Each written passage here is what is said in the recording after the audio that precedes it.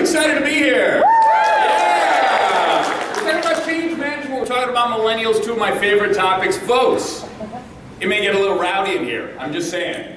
We're going to have a lot here. Now what I want you to do is I want you to cross your arms, just like you normally would. Just cross your arms. Okay? Kind of funny, it looks like you're all mad at me right now. Now here's what I want you to do again. Raise your hands. Cross them the other way. So if your left arm was over, put it under. If your right arm, just do it the opposite way. How's that feel? It's almost impossible to do. Some of you are like, I don't even know how to do it. Right? You know, half of us started like this and half of us started like that. It's the weirdest, craziest thing. It's change.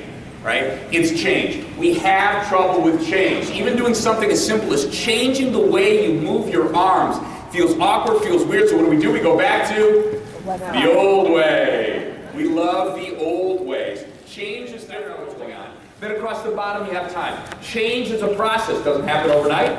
Doesn't happen in one moment. It takes a process. And here's how a typical change curve goes for a lot of the things that we talked about. Going to an open office environment, getting acquired by a different company, telecommuting, different leadership styles. It goes like this. It starts out as not so great, but then it gets bad. And then it starts to slowly improve. And typically, if the change is good, people are better off after than they were before. And there are the 4 stages I'm going to walk you through. Denial. No way are we getting acquired. No way are we getting acquired. This is ridiculous. I'm not moving to an open office environment. Right? I can't believe that's not going to happen. There's no way they'll ever let it happen. And if you think that's bad, wait till the next phase. I'm not getting acquired. Nobody's acquiring me. Right? I'm not going. Right? They're going to take away all our benefits. This is going to be horrible. This is ridiculous. I can't believe we're doing it. I'm sure they're going to cut our pay. They might even fire me. And it's like, well, maybe it's not so bad. I didn't realize they serve tater tots in their cafeteria. That's kind of cool, right? I like that. And they get an extra week vacation. I love this company. It is the greatest company I've ever worked with in my life, all right? That is an oversimplification of what the 4 stages are like. And you can think of change.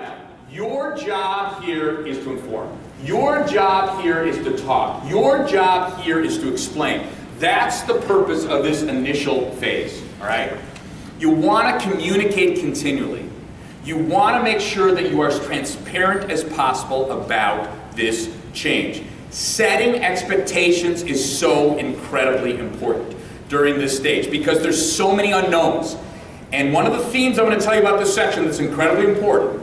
No news, bad news. No news is bad news, and all for millennials. This notion of collaboration, this notion of connection, this notion of being a part of something and sharing in those results is very important to them. Connection is a powerful theme among millennials. I'll tell you a story. Who are my talent acquisition people here? Any talent acquisition folks? A few of you. So I used to do, as you know, recruiting at Leo Burnett. I'd go to college campuses. And I ended up interviewing over 1,000 college students.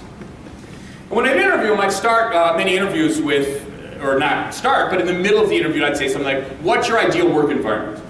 Now, it's hardly the world's greatest interview question, but usually you'd get things like, I want to work in a big company or a small company. I want to work fast-paced or slow-paced. I want to work with a big group of people. I enjoy working independently. Those were the responses I got for 15 years of interviews. I left Leo Burnett right as the first millennials were entering the workplace, and then didn't hire a college student or a millennial for about another 5 or 6 years.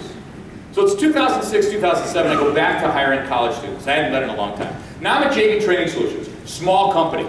People haven't really heard of us. And I interviewed 6 different college students from 6 different schools. And I said, what's your ideal work environment? Because if they said to me, oh, I want to work in a big company, fast-paced, that's not our company, right?